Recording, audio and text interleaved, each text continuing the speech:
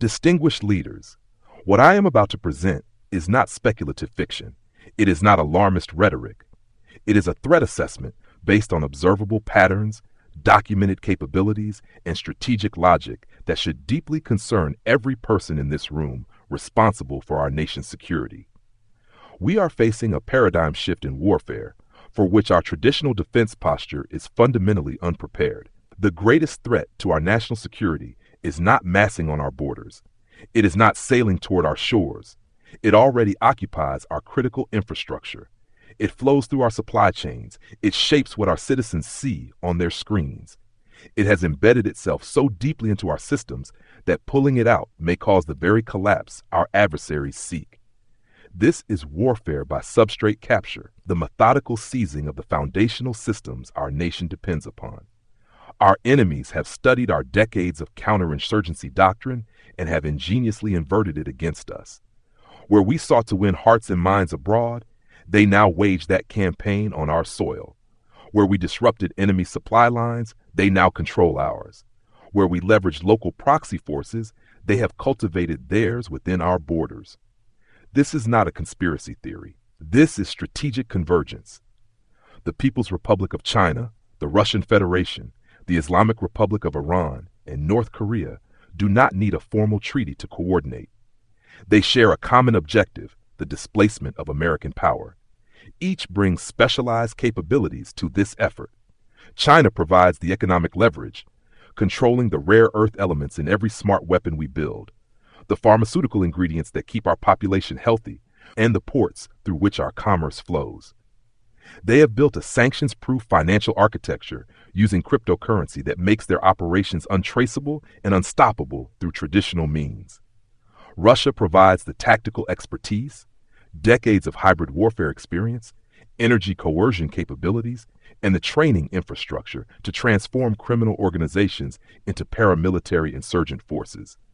Iran provides the operational template, the proven Hezbollah model for building deniable proxy networks that can achieve strategic effects while maintaining plausible deniability for state sponsors.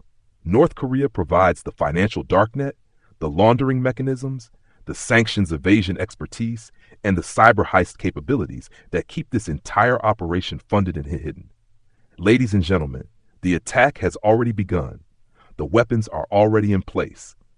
First, the financial kill switch. Our adversaries hold an estimated $500 billion to $2 trillion in cryptocurrency. This is not just wealth. This is operational capability. With this war chest, they can bribe officials at every level of government, fund proxy forces indefinitely, manipulate markets to create economic shock, and execute all of this without touching the traditional financial system we monitor. Second, the technological stranglehold. China processes 90% of the world's rare earth elements. These are not optional commodities. They are irreplaceable components in every advanced weapon system we field: F-35s, Tomahawk missiles, precision-guided munitions, satellite systems. An export ban, which they could implement tomorrow, would not just slow our defense production, it would halt it entirely. We would face a choice between strategic capitulation or a decade-long crash program to rebuild domestic capacity while our arsenal ages into obsolescence. Third, the medical and food hostage situation. 70 to 90% of active pharmaceutical ingredients for our antibiotics come from China. The adversary can collapse our healthcare system without firing a shot, simply by turning off the supply. They also hold significant leverage over global grain markets. In a sustained crisis, they can engineer food shortages, hyperinflation, and the social chaos that follows. Fourth, the psychological warfare infrastructure. TikTok is not just a social media platform. It is a mass psychometric weapon installed on the phones of our children, our service members, and our government officials. Its algorithm is a black box controlled by an adversary state. It can test which narratives create maximum social division, identify and amplify extremist content, create coordinated protest to riot pipelines, harvest behavioral data on hundreds of millions of Americans, and execute this influence campaign while appearing to be entertainment. Let me walk you through what coordinated activation looks like. Imagine a trigger event, A cartel atrocity so egregious that public pressure forces a massive U.S. response. We designate the cartels as foreign terrorist organizations and prepare for military operations across the border. This is the moment they have prepared for. Within hours, the power grid fails across Texas and California, not from natural causes, but from coordinated cyber attacks exploiting backdoors and equipment we failed to secure. Major highways and rail lines are severed by IEDs constructed using techniques taught by Russian advisors. A professionally produced propaganda video emerges, reframing the cartels as a liberation movement fighting against colonial occupation. This is not crime anymore. This is insurgency, funded by cryptocurrency, armed with pre-positioned weapons, trained by adversary special forces, coordinated through encrypted communications, supported by domestic extremist groups who see opportunity in chaos. The goal is not military victory. It is strategic coercion through unsustainable cost imposition. They do not need to defeat our military. They need only to make the political and economic costs of victory unbearable to the American public. Here is the hard truth. Our intelligence agencies are configured to detect foreign threats. This threat is domestic and foreign simultaneously. Our military is designed to project power abroad. This threat is embedded in our own infrastructure. Our law enforcement is structured to combat crime. This is hybrid warfare disguised as crime. Our cybersecurity focuses on network defense. This threat uses our own systems. We are institutionally siloed against an adversary that operates across every domain simultaneously. By the time intelligence detects the financial flows, the weapons are already positioned. By the time law enforcement responds to criminal activity, the insurgent cells have activated. By the time cyber teams identify the intrusion, the psychological operation has already shifted public opinion. What must be done immediately? We must achieve economic sovereignty in critical domains, rare earth processing, pharmaceutical production, semiconductor manufacturing. This is not protectionism. This is survival. We must neutralize the financial weapon.